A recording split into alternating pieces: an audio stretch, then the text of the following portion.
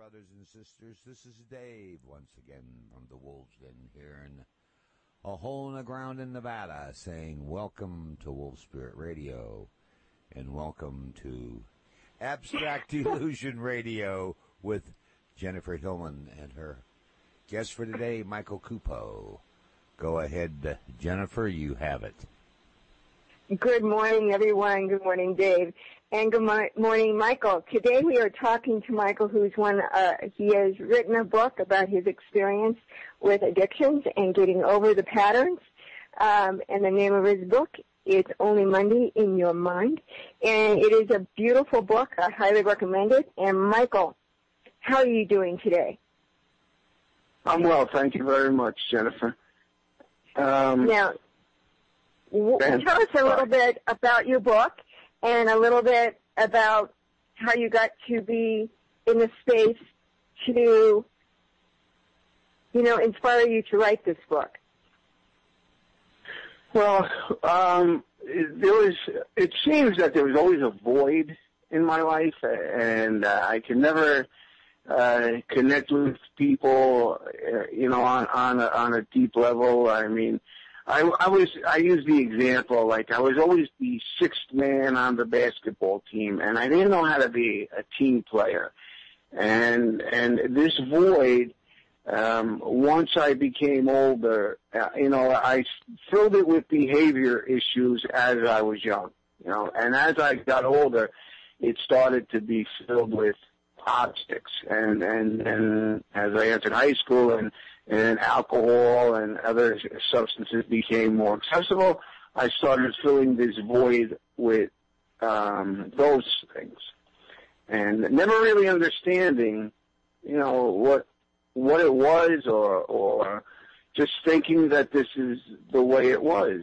I grew up in a neighborhood where people say sometimes that they come from dysfunctional families, and I don't mean it against the city, but I grew up in Newark, and it was like almost a dysfunctional neighborhood. to the point where there was on every corner there was a different thing that you can do. And it really, my upbringing it was influenced by the neighborhood, but I don't blame anything for my upbringing or for what happened to me. It's just the way, just the way society is, just the way things are, So, and what happened is as I got older and I became more conditioned to use things, objects, whatever, people, whatever I could to satisfy this void. And what I've come to understand now is that this void is based in self-centeredness, and really what it is to me is it's the absence of God, the absence of love in my life. Not the love that I was given, because I came from a beautiful family. My mother and father loved me. They gave me everything that they could possibly do for me and all the opportunities, but it was my love in return. I didn't know how to do that. And this absence of love is what I have come to understand as really the core deficiency of many of our behaviors, if not all of our behavior issues in this world. Because if you think about it, Jennifer, if we had love as the base of our being, where would there be any problems? Exactly. But don't you think in society they kind of do their best to kind of convert that love into fear? Oh, I mean, a lot of society really, when we come in, we have this innocence. And then slowly through society, it is changed and manipulated into fear and not understanding, more trusting love. Well, I mean, that's it. Well, I'm sorry. No. I think that a lot of people, when they first come in, the innocence of a child, they know exactly what's truth. what is real, and that's love and the wonderment and understanding that everything is provided for them and to them, and yet through society's programming and the way that we are told the way we're supposed to be, we can't do that, we can't do this, and yet in reality it really holds us back from really being our true self and holding on to that love and sharing that love in many ways, which sets up the patterns and addictions of what's right and what's wrong. Well, I mean, I think that's why I really think that's why we connect, so much, is because that's the whole basis of what I've come to understand. And I mean, I don't label it as fear, but it is fear. The fear is at the core of all our behavior. But you know what my thing was is I went a step further, and this is what has really led to a lot of my, I guess my insights or whatever is that I went why. I went to the whys, and the whys are so important. It's why does a person have this fear? Why does a person, and that's a question I never asked myself. Why did I have to reach out for a substance or an object to begin with? And it's definitely just what you said. It was that loss of innocence. I mean, if you take a person like the Dalai Lama, and I know that when the Chinese, they killed so many monks in Tibetan monks, and when they asked a monk one time, like, well, don't you get angry at the Chinese? And his answer was, why? Because the anger he was never taught anger. So how can you have something that isn't there? So if we were taught from the very beginning how to love, our inner deficiency of that love, that gets replaced with the fear, the anger, the hate, the envy, the jealousy, the greed, all that wouldn't even materialize. I mean, I know that's an idealistic way of looking at it, but that's truth. That is true. Also, the thing is, I think we are taught love, but it's conditional. I love you if you do X, Y, and Z for me. It's not the unconditional true love of just everything is exactly as it is, like in nature. There is just such a fine balance, and it just absolutely takes care of itself in nature. We really get in our own way in understanding what true love is. Don't you think? Oh, I agree. I mean, and I'm not questioning you or anything, but is conditional love truly love? I think it's a concept of love. And once you see, because and this is just for me, I mean, this is just what happened to me. I don't practice positive, negative. I don't practice to be a loving being. My practice is quietness. To allow the love, the innate goodness that is in all of us to arise and be the instrument of the universal love, of God, of whatever you want to call it. Because that's where my book arose from. It didn't arise from me, from any kind of aspiration or that to write a book, or from any kind of dream that I had to write a book. From the stillness that I learned that I had to learn that if I wanted to be free, although I didn't know that's what it was at the time. All I wanted was peace in my life. But from that stillness arose the being that I am today, the book and all my writings and all. It amazes me more than it amazes anybody else. I have two sisters, and they read some stuff like, who is this guy? It's pretty funny because it was never who I was. It was never there. But it's not that it wasn't there. It was blocked out by all this conditioning, by all this, from like you said, from when we're born, we're the essence of purity. And to me, this is what Jesus never got from that state. The Dalai Lama, he was never taught how not to love. So it's their nature. It's the nature of the human existence, except to me, what you said is right. As we become older and older, and the influences, the inner and outside influences of the unconscious world take hold of us, that's what blocks out our ability to love. And that's what we learn. And like in my book, I talk about like being led around like we're a puppet on a string. Depending on your environment, depending on the love in your life, depends on what you emit, what you transmit to people, what you transmit out, and that's why it's very difficult for people in the inner city who they're struggling with life. It's say just for, it doesn't even have to be the inner city, but the less love you have in your life, let's put it this way, the more you're going to struggle. Because okay, let's go back a little bit, okay, Michael? Okay. Mm-hmm. Now, where did you start on your journey to get where you are today? Let's go backwards a little bit and explain where you were to get to where you are now, because you have a unique way of releasing patterns in the conditioning, and I want to talk about the way you got where you are.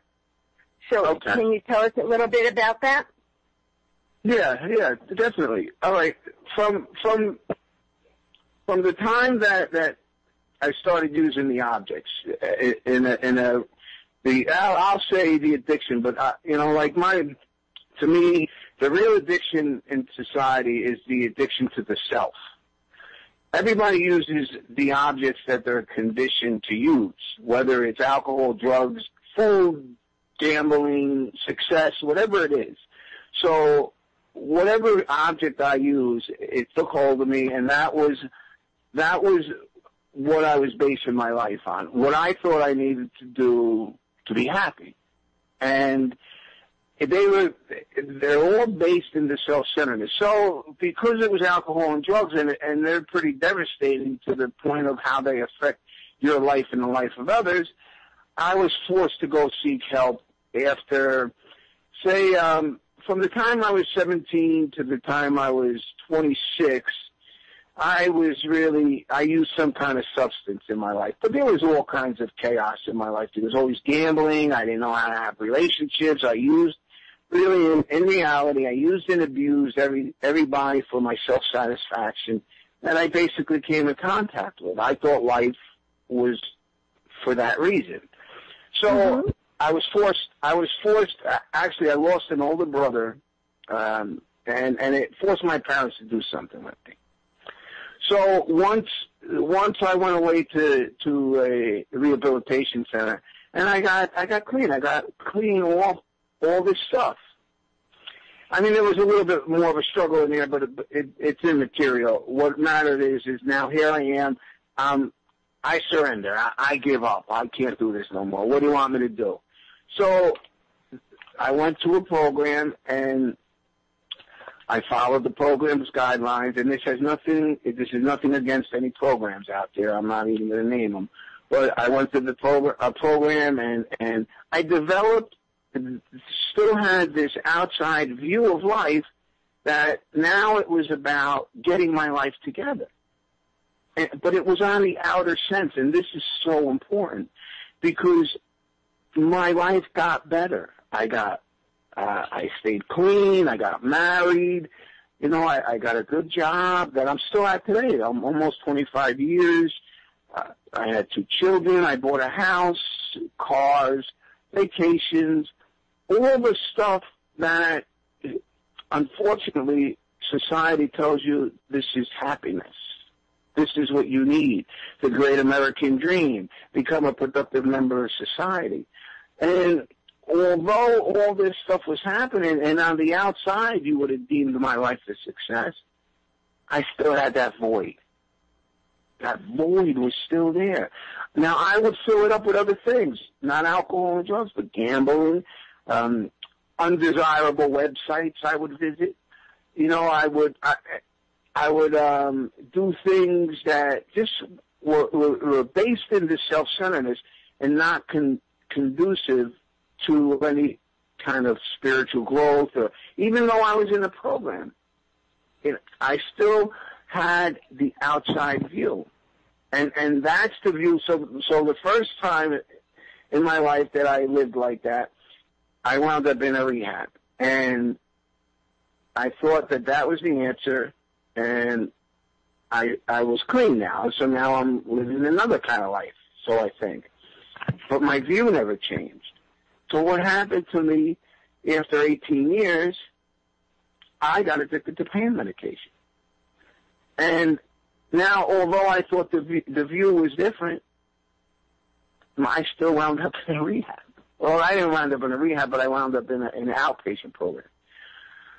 So what happened to me was once I was able to get off the medication, I knew something had to change. And I really didn't know what it was going to be.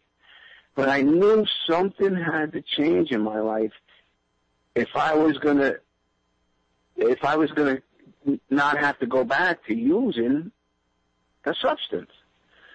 And what happened was I started reading. I visited this website because I used to put in things in the internet like spiritual bliss and peace and peaceful, whatever I could do, because I knew the answer it was a spiritual answer, but I had no idea what that really meant.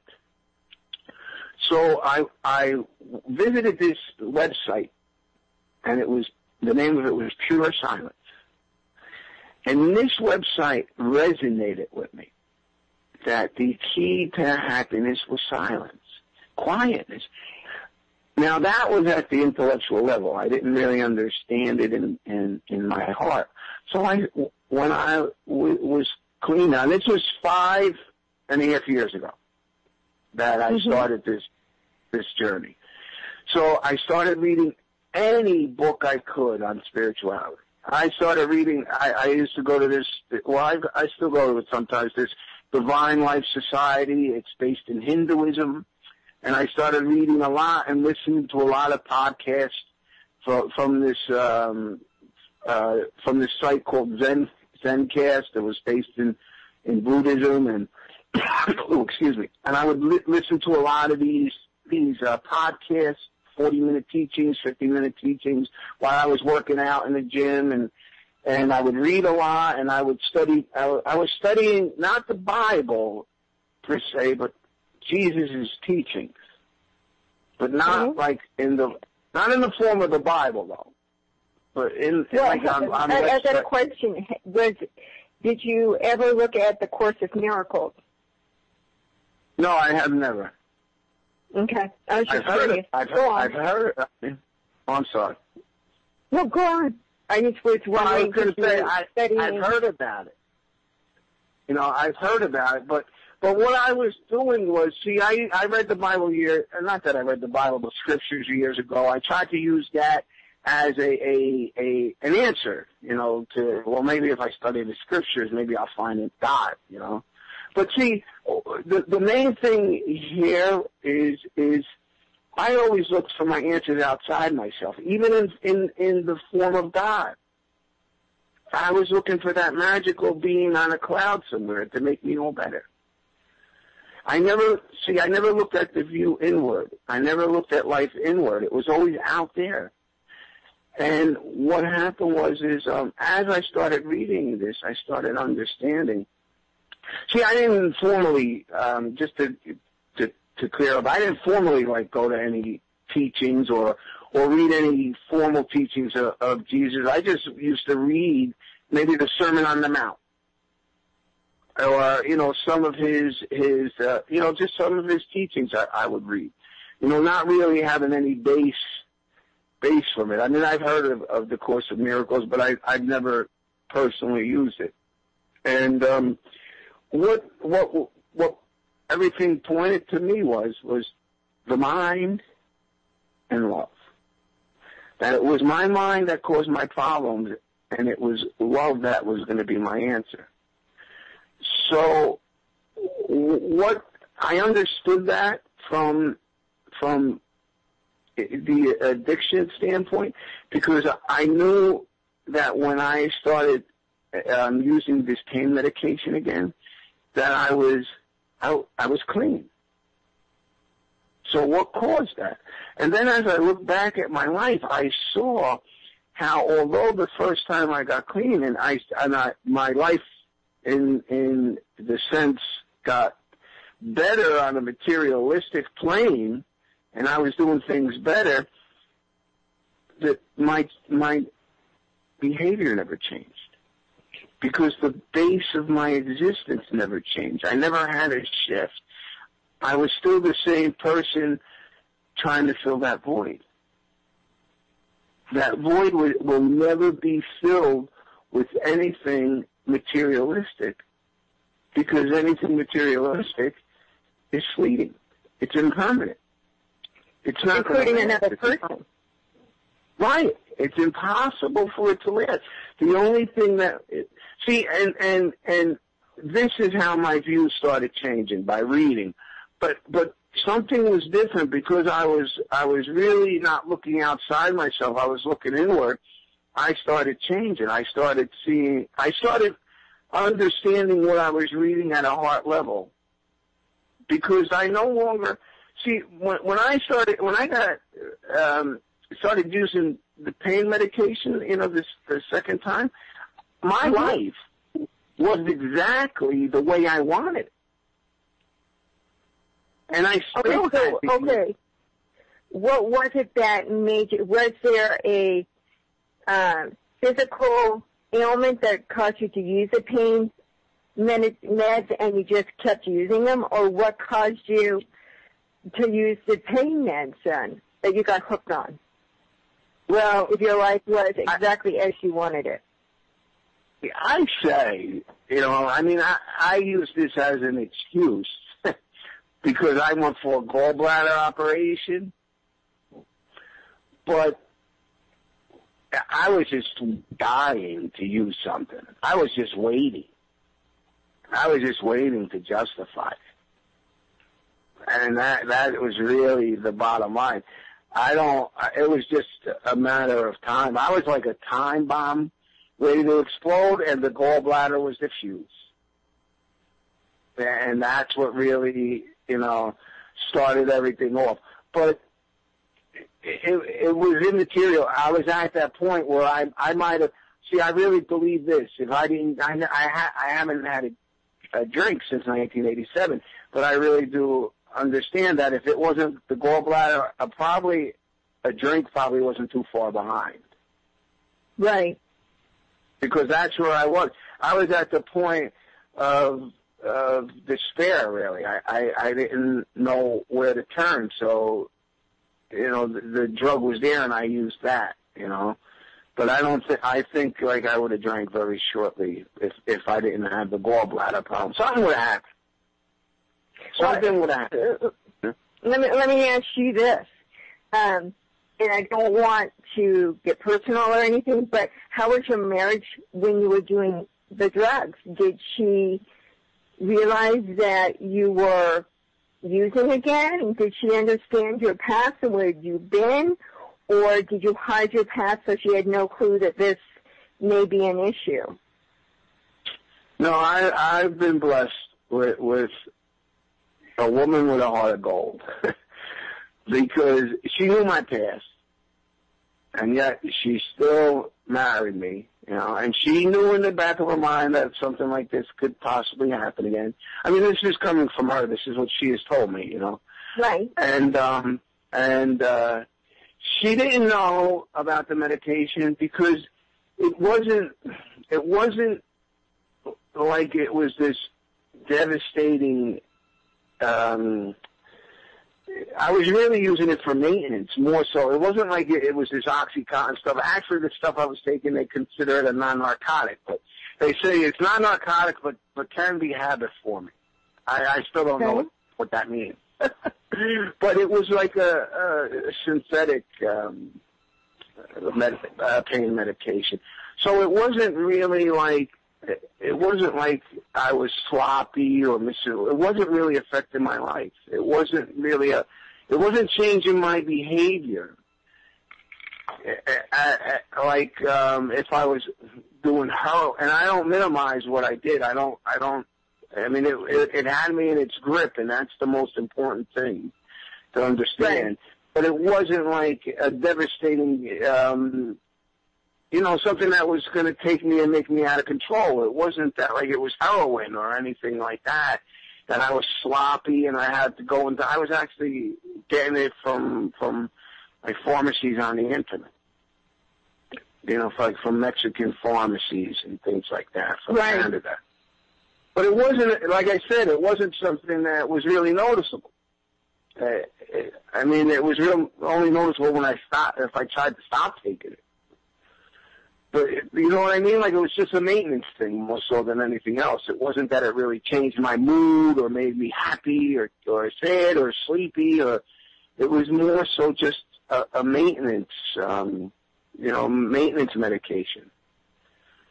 So she didn't really know it.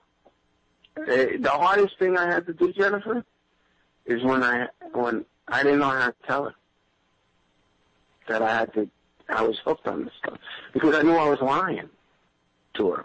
Well, because the one time she found it, it came in the mail and she saw it, so I lied. I mean, that's the nature of of an addict, is to lie. So I told her it was a supplement. It was always so easy for me to lie. It was always so easy to justify what I was doing. And that's not me. That's the conditioning. The conditioning is powerful. The mind patterns that you develop over the course of time and everything are powerful. So what happened was I was looking on the internet. What the thing was, and this is very important, I was trying to do this alone and get off the medication by myself. I couldn't do it. So then my resolve was, okay, I'm going to go through my employees assistance program. And I was getting ready to contact them, and I was looking on the internet for some places to go, possibly to get clean, And I didn't clean, I didn't erase the history. So she was on the internet, and she was looking around, and she saw the history. So she thought I was drinking again. Mm-hmm. So she confronted me, and she confronted me with what she found.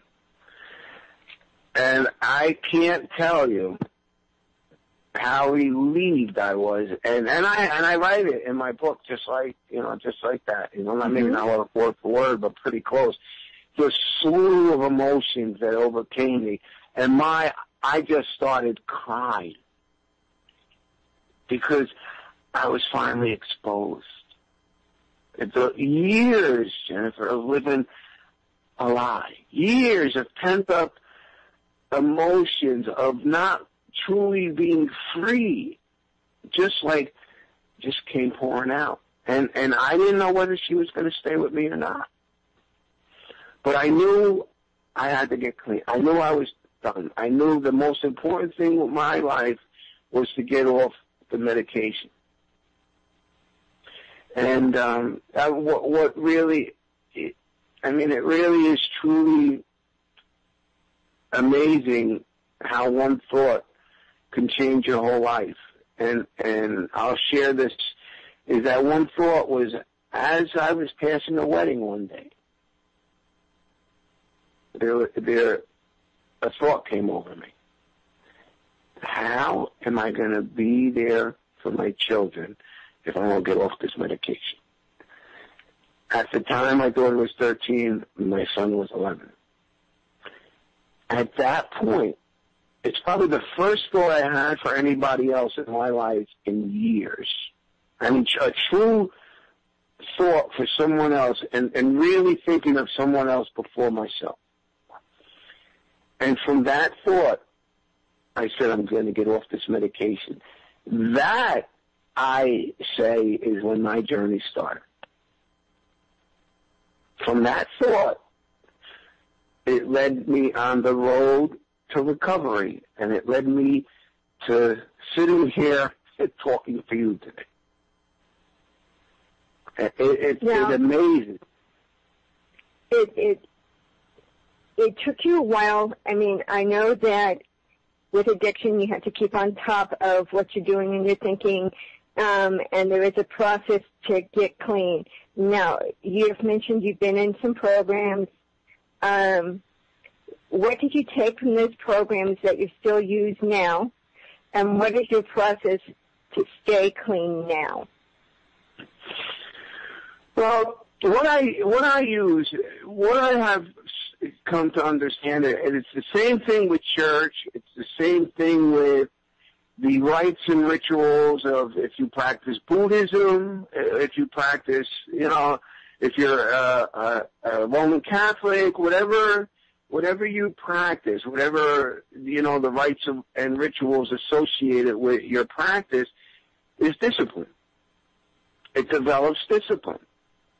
It develops, because what has to change is your conditioning has to change.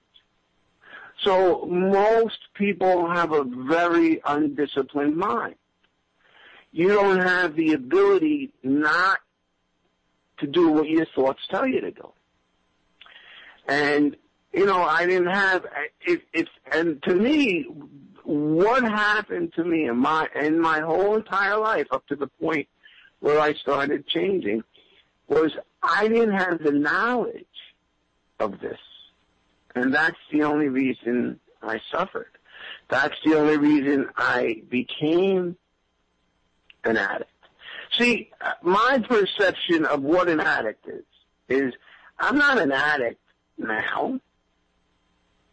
I'm not using anything now. It's when I take a drink, a physical allergy comes over me that I can't stop. It's no different than the person who's allergic to a strawberry. If they eat a strawberry, they break out in a rash or whatever. So I understand that, but it has nothing to do with my thinking or my conditioning or anything else that transpired in my life. It was just the object I used. It's no different than any other object that somebody uses. And that was my discovery when I started really understanding what happened to me, is that it was my mind. My conditioning never changed. So although I didn't use alcohol or drugs for so many years, I just used other things. And right. I understood that, right. So it wasn't I didn't have to get rid of the substance. I had to change the conditioned thinking. So how did you go on? No, I was going to say because I was just as miserable as if I was drinking when I was clean and I had a beautiful life. Because the conditioning never changed. How do you change the conditioning then? That's what the practice is now. I actually in my book I explain what I went through and how through the practice of to me, this is only what I've experienced because I am a regular person with a job, a wife, 2 kids, one in college, one, and the sports things with the children and the whole thing, of living a productive life, a good life. I don't have the time to go on, retreats and things like that. So what I have learned to do is just sit and not put emphasis on the positions that I sit in or I don't get too much involved. And this is not to say anything's wrong with it. It's just This is just my experience. I don't get too much involved in, the chakra energy or this. I just sit. I just sit and develop discipline. And this is what has worked for me. Because because my practice, what I say is my practice is a practice of non-judgment. And I don't mean just in people, I mean in situations in life as they arise. Because your judgments, and that's what I watch. This is my practice. My judgments of a situation is just as harmful to me as my judgments of a person. When I judge it as this or that, or I put it in, as I say, I put it in the category of like, dislike, or neutral. And if I like it, I want to bring more in. If I don't like it, I want to push it away. Get it out of get it out of there. And if it's neutral, it doesn't really matter. So even like standing online, that's where so many of my writings come from. I wrote one the other day about, when you're standing online in the supermarket and you feel like how come every time I'm online, the person in front of me makes a problem and it's delayed, I'm the one who always gets delayed, because the subtleness of the conditioned mind patterns are unbelievable. And the program has helped me with their 12 steps. They really have helped me see the true nature of any of my problems was my self-centeredness. That's what the program helped me see. Now, the first time around, I didn't see.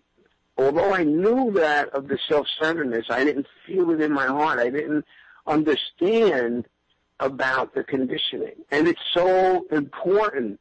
And in my book, I talk about the steps. And I actually reinterpreted them. I don't really talk about the 12 steps of any other program. I reinterpreted them in the context of as step one is getting in touch with what actually is a conditioned mind pattern and how does it block out love from your life, which they're based in self-centeredness, and that is the true cause of any problem that you have.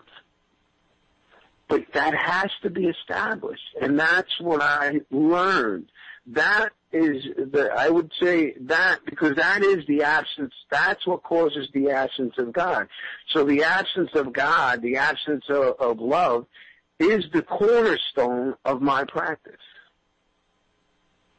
And what, not how to bring that love into my life, but how to remove the conditioning, the conditioned mind pattern that block it. It's beautiful. It truly is. So when you were doing this self-discovery, and you figured out that in your case it was selfishness that was the corner, would you say that's the root of your troubles? Yeah. I'm not sure your troubles is the right word, but selfishness. Right, but that's right. It's so much, you say troubles, but my dysfunctional behavior, really. That's what the selfishness, that's what they cause. When you try to fill that void with materialistic things, objects, relationships, whatever it is, there's going to be dysfunction because what you're trying to fill it with is limited, because it will not last. It's not lasting. Anything, it's not lasting. I don't care what kind of relationship you have. One of you are going to die for one day first, or maybe both of you die at the same time. But the relationship itself is not lasting. Whether if you fill it up with success, nothing is lasting in life. Nothing's permanent. You know, that was a lot of what the Buddhism was teaching me. Nothing's permanent. So if you're basing your life in things, you're basing your life in limits. And limits will never fill that void. That's why you bounce from one thing to another thing and grab a hold. And that's why so many people are searching, because they're filling that void with the wrong things. So it never stays filled for long. But when you fill it with universal love, when you fill it with God's love, that's eternal. That's not an object that you're holding on to. That's the inner view. That's really when my life started changing, when I started understanding that. And it's not holding on to anything. It's not becoming anything. It's not writing a book and making the book about me and now I got to. That's where the book arose from that eternal love. And it's real. It's not like some magical place that you go. I'm as real as they get. There's nothing mystical or magical about me. It's just what I've come to understand. And how, see, where, and we talked a little bit the other day about where I think the programs, Mr. Mark, where people Mr. Mark, is in the program they think that you got to go to the program and then the program will give you a relationship with God. But what I have found is to have that relationship first, to love God first, and then you let everything arise from that. And it's so different because that changes the whole view. The other view is you're looking for something on the outside to bring you that relationship. You're looking for this fictitious thing up in the cloud somewhere that you think is going to magically make you all better or make your child well. But it's the energy. When you start understanding that, it's a whole different view. But it's not. It's a view of non-attachment.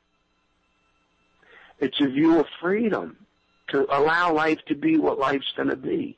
Instead of you thinking and putting it in categories and you thinking, well, if life's this way, well, when my book gets to be a #1 bestseller, then I'll be happy. Or now my purpose is to save people, then I'll be happy. But it isn't a purpose for anything. It's to allow life to take you where your creative energy allows it to be. The talents that you have hidden in you, to allow them to manifest, not in the way that you are going to manufacture them, but the way life manufactures them, the way life works with you. And that's where the quietness comes in. Because when you're quiet and you're not holding on to the things of this world, as Jesus said, be of the world or in the world, not of it. When you're not consumed with all the garbage going on, even having this conversation and all that, and just letting it flow instead of, okay, I have an agenda. It's going to be about this. I'm going to talk about that. No, you just, in the quietness, you allow whatever flows to flow. And if you make a mistake, you learn from it. You understand the conditioning and all that stuff, Exactly. Pretty wild, Go ahead, I'm sorry. I was going to say it's pretty wild. No. I'm just letting it flow. As I told you in our conversation, I let it flow. I'm not going to edit you. You get on the roll. To me, Spirit's talking through you. It's not my place to interrupt. So with the process of finding that centeredness, that quiet, that stillness, how long did it take you to kind of clean out the cobwebs, shall we say, or the programming or the conditioning? Are you still working on it, or do you feel you've got it? Well, I don't know. Like if somebody would ask me, well, are you enlightened? I wouldn't truly be able to answer that. But my view has changed so much, and it is a process. I had to go through, because the conditioning is so deeply rooted, the self-centeredness is so deeply rooted. What I think what happens to people, see, I had the initial awakening, I guess, 1987, the first time around, when I stopped using, but not knowing the true nature of the conditioning, I was never able to fully grasp it and expand it. It was never able to expand because the conditioning was always in place. So when I came to understand, I did 5 years ago, I understood that 49 years of living a certain way was not going to change overnight. And that it was going to be a process of sometimes one step forward, 2 steps back, learning. It was going to be a learning process. But it was, after 3 years, Jennifer, what happened to me was after, I was reading a lot of books, whatever I could get my hand on. Every book that you can imagine, I mean, but I was going to like this old library and reading old books and this, but whatever it was, I was just reading for 3 years, and then one day, I knew it was time to practice. I mean, I was practicing all this time, trying to sit and all that. But I knew it was time to take my sitting seriously and to just sit. There was no more. See, I don't care, even my book. I don't care what book you write, what book you read. They all say the same thing, basically. They all point to the same basic direction. Inner quietness, inner peace. However people, I mean, this is just the way I see it, But that's what I came to understand after like 3 years, There was, I knew it was time to sit. There was no more I was going to learn as far as the conditioning goes. I had to start seeing it. I had to start experiencing. I had to start making it go from the hardest 18 inches ever traveled, from the head to the heart, And I started sitting more and more. And I don't read today too much. I'll read little articles here and there, but my where I learn most of what I write is through the quietness, through the sitting. It's what arises. Because I have such an understanding of the conditioned mind patterns that what would happen was I was living life. So as I was going through life, I would learn my triggers. I would learn about the things that would grab a hold of me and pull me in. My own patterns that were there. Because everybody has to, although to me the basic structure of a mind pattern is all the same throughout, for all of us, we all have our own conditioning. So when I started getting in touch with my most glaring self-centered behaviors, and I started sitting in quiet with them, and I started noticing them, slowly, I won't even tell you that they started changing, but slowly I started feeling more peaceful in my life. And this is, what time do we have to stop? Like 5:02? Yeah. So keep going. Okay. So what I found was I didn't try to change my behavior. I didn't like some of my behaviors, but I didn't try to suppress it. I understood that from what I read, that you can't suppress it. You have to learn how to be with it. And one of the stories in my book, which it was a beautiful experience, was with my daughter. And I was taking her down the shore to sleep with a friend. And what happened was I had to get up for work. I had to go to work at night, 6 o'clock at night. I had to go to work. So what happened was she forgot her bedding. We were like on exit, or we were like 20 miles from home. So when she told me that, it was like 10 o'clock in the morning. I had my whole day planned. I was going to drop her off. It was going to take me an hour and a half. I was going to be able to take her back, drop her off, come back home, take a nap, and that's how my day was planned. Well, when she said that, the anger that arose in me was unbelievable. But I didn't react. What I said to myself, and I remember this like it was yesterday, what I said to myself, okay. I mean, I don't know if anybody could have probably saw me, they would have thought I was nuts, but I was talking to myself kind of, okay, relax. Okay, what can you do? I can go to the store, I can go buy it, I could just turn around and go home and get it. And when I said that, a calm came over me. Now, this took a second, but I didn't react. And I just told my daughter, okay, Al, her name's Alexa, all right, we'll just turn around, we'll go home, and we'll go get it. Now, that was so out of character because all my life I was a reactor. No matter what they said, I reacted.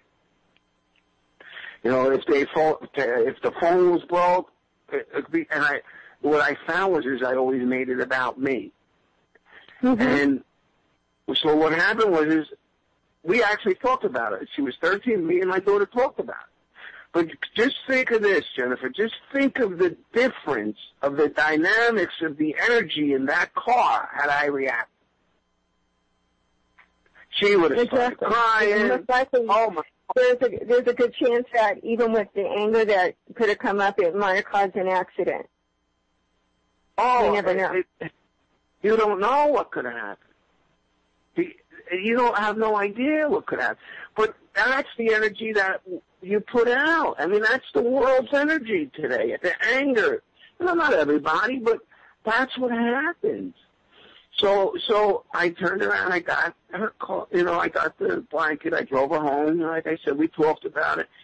I kissed her goodbye. Now, she probably didn't think much of it, because all I did was not react. I didn't yell like a lunatic. So she probably didn't think much of it, And I dropped her off, and when I was coming home, I started crying. The tears of joy.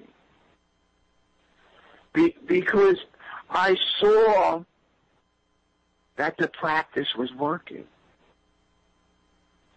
See, I didn't stop myself from getting angry. And this is so valuable. I didn't stop myself from getting angry. All that's happening to me, every writing that I put on Facebook, all my writing, I don't do that. I'm the instrument. All I do is get quiet. All I did was practice quietness.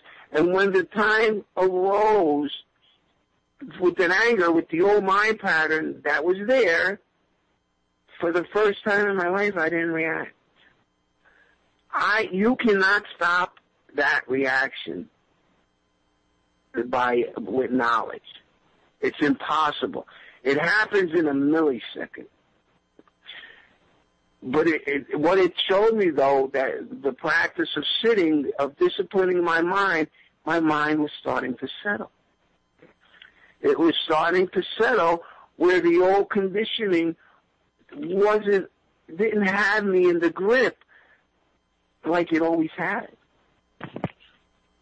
And why didn't I, and what was the reason behind me not wanting to get angry?